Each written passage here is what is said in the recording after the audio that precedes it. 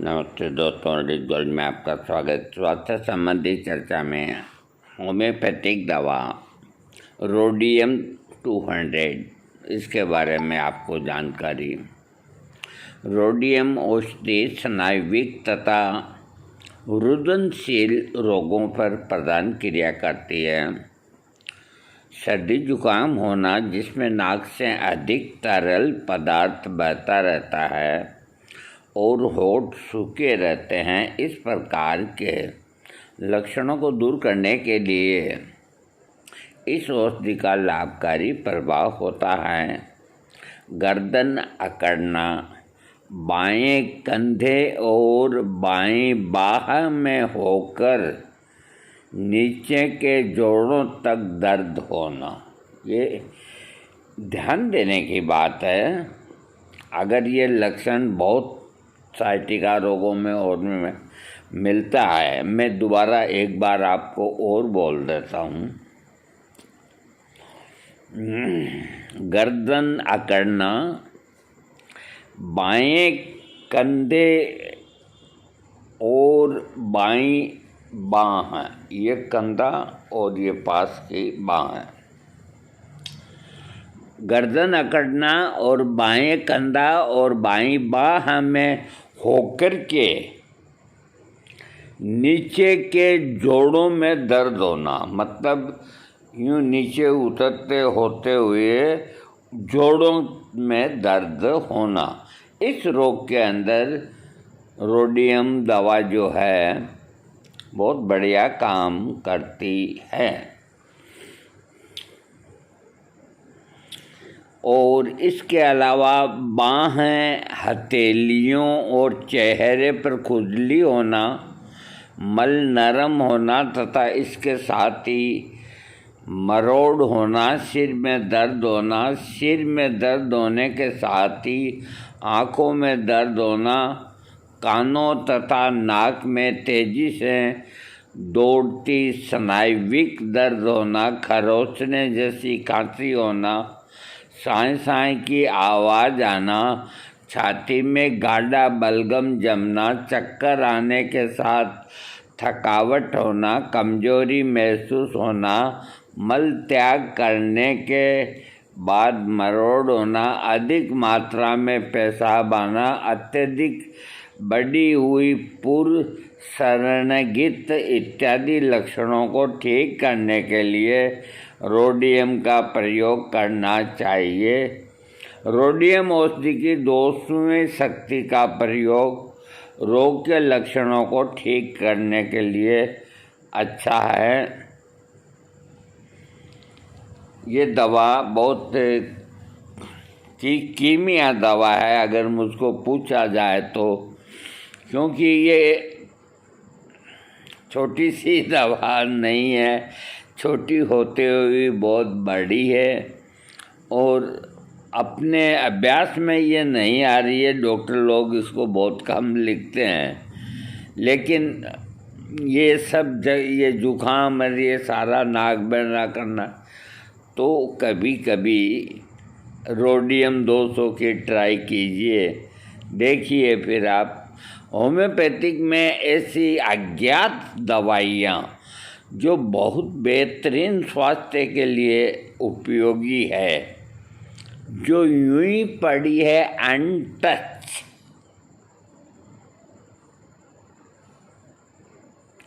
ऐसा आयुर्वेद में नहीं है। क्योंकि आयुर्वेद और होम्योपैथिक में काफ़ी अंतर है, वैसे तो नहीं है लेकिन वैसे अंतर है। इसलिए ऐसी दवा जो अधिक प्रचलित नहीं होती तो इसका ये कभी मतलब नहीं होता कि वो कम काम करती है, वो बहुत काम करती है। जैसे मैं आपको बताता हूँ कि फिकस रिलीजियोसा, अब ब्लीडिंग बहन बेटियों के होती है तो हेमेमेलिस मिलीफोलियम, लिलियम ट्रिगलिनम आदि दवाएं जो रक्त स्राव को रोकने वाली है, बेलाडोना वगैरह, तो इनका ही प्रयोग करते हैं। तो इनमें लक्षण लेने अत्यधिक जरूरी होता है। और अपनी भारतीय दवा जो बड़ से बनी हुई है, बड़ या पीपल जिससे भी बनी हुई है, फिकस रिलीजियोसा, इसका मदर टिंचर भी बहुत बढ़िया काम करता है रक्तस्राव को रोकने के लिए। और इसकी 200 पोटेंसी मैंने बहुत काम में ली, बड़ी इफ़ेक्टिव दवा है, लेकिन नाम अटपटा है, फिकस रिलीजियोसा। और एक फिकस इंडिका, एक बड़ है और एक पीपल है। अरे जब नर और नारायण तुम्हारे पास में हैं और फिर भी तुम हाय तौबा करते हो, मेरे वो हो गया, मेरे वो हो गया, तो तुम्हारी ये अज्ञानता है। देने वाले ने तो खूब दिया, लेकिन लेने वाले के नसीब में। एक बार भोलेनाथ ने, माता पार्वती ने भोलेनाथ से कहा कि अकेले अकेले ही जाते हो मृत्यु लोक राउंड मारने, अब के मैं चलूँगी। कह रही तू क्या करेगी मृत्यु लोक के अंदर, तो कई तरह के, मैं तो सब दंड फंड जानता हूँ, तू परेशान हो जाएगी। मृत्यु लोक की है। कह नहीं मैं जाऊँगी। ठीक है चलो। तो उन्होंने ब्राह्मण और ब्राह्मणी का रूप बना के मृत्यु लोक, यानी कि जिसमें आप परम रहते हैं, दोनों आए तो कहने लगे, आपस में बातें होने लगी कि भगवान आप कहते हो कि मैं पूरे संसार को चलाता हूँ, कहाँ चलाना पड़ता है, लेकिन आप सबको तो खुश नहीं कर सकते कि सबको ही खुश करता हूँ मैं, जिसके जो कर्म हैं उसके हिसाब से। तो संध्या का वक्त हुआ कि पार्वती खाना हो जाए, तो एक पेड़ के नीचे कुछ लकड़ियाँ इकट्ठी करके और जो भी उनके पास रेडीमेड खाना था बनाया, खाया। तो चूल्हा बनाने के लिए पार्वती को कोई हिसाब बैठा नहीं, तो पास ही एक टूटा हुआ कुआं था, पुराना होगा कोई आज से 200, 1000, 1500 साल। ईंटें निकल रही थी उसकी, तो पार्वती ने 2-3 ईंटें खींच के चूल्हा बना के खाना खिलाया। उसके बाद अगले दिन फिर चल पड़े। तो पार्वती ने कहा कि बोले एक बात सुन मेरे। हाँ बोलो भाई। कि मेरे भक्त हैं 2, और वो दोनों ही बहुत गरीबी में हैं। मेरा कुल मिला करके आने का मकसद ही यही है कि तू पहले बता देती, वहीं से ही उनके लिए कर देते। कि नहीं, मेरे सामने होना चाहिए। कौन है भाई? कि वो आ रहे हैं 2 जने, हाथ में कटोरा लिए, भीख मांगने वाले। ये मेरे को इतना मानते हैं, आप पे कोई चूई नहीं रेंगती, न और कोई देवता प्रसन्न होते हैं।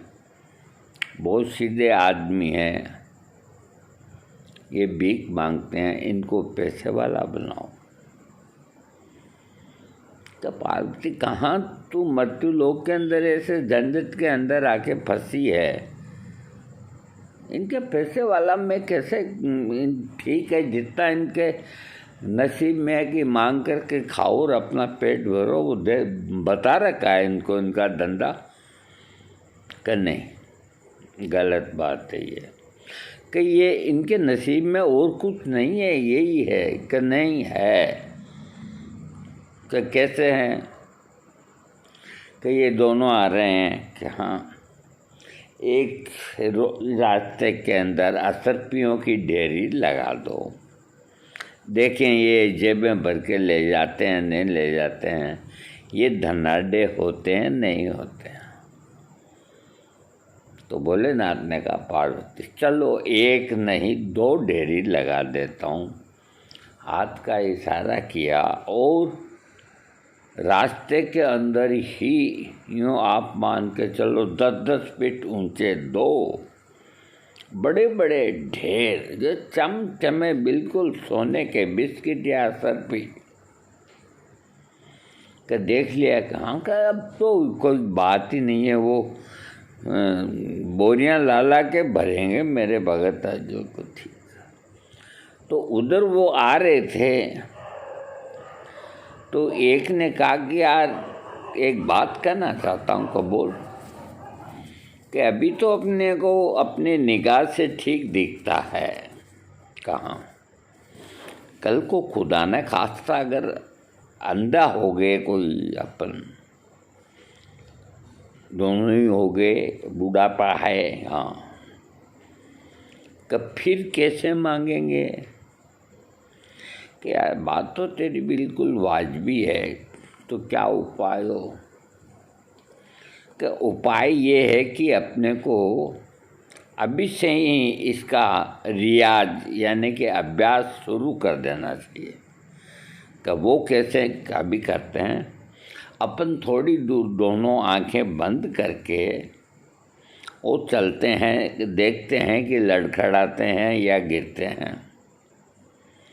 तो उन दोनों ने आंखें बंद कर ली और वो जैसे ही बड़े ऊंचे ढेर जो सोने के थे वहाँ के आने के पहले आंखें बंद कर ली, उनको क्रॉस कर लिया और आगे बढ़े, आंखें खोली कि यार अपन अंधे होने के बाद में भी शख्सियत ही रहेंगे, कोई दिक्कत वाली बात नहीं।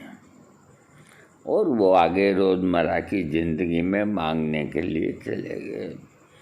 भगवान भोलेनाथ ने कहा कि देख लिया तूने, ये 2 ढेर भी इनको दिखाई नहीं दिए। कि आपने कोई ना कोई कलाकारी करी होगी। कि नहीं, मैंने कुछ भी कलाकारी नहीं करी। कि फिर ये क्यों नहीं उठाया इन्होंने। तब भोलेनाथ ने बताया कि इनको देखते हुए भी दोनों को यहाँ जा कर के ये अंधे होने की एक्टिंग कर रहे थे, रियाज कर रहे थे, क्योंकि ये सोना इनके नसीब में नहीं। कल तूने खाना बनाया, कहाँ तू ये कुएं की 2 ईंटें निकाल के लाएगा। कि टूटे हुए को तूने और तोड़ दिया। कि नहीं तो मैं कहाँ से लाती। कि तू कहीं से कुछ भी लाती, लेकिन तुमने टूटा हुआ कुआं तो बेचारा पहले था और उसकी 2 ईंटें निकाल दी। तो क्या हे पार्वती,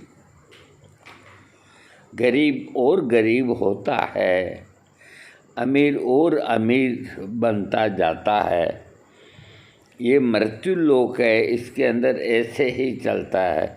कि महाराज मेरे कुछ समझ में नहीं आई, अपन तो वहीं चलो वापस। तो मैं आपको ये कहता हूँ कि कोई चीज़ अच्छी से अच्छी हो तो वो आदमी के जो नसीब के अंदर लिखी होती है तभी उसको प्राप्त होती है। नहीं तो उसके हाथ में भी दे दो तो वो फेंक देता है।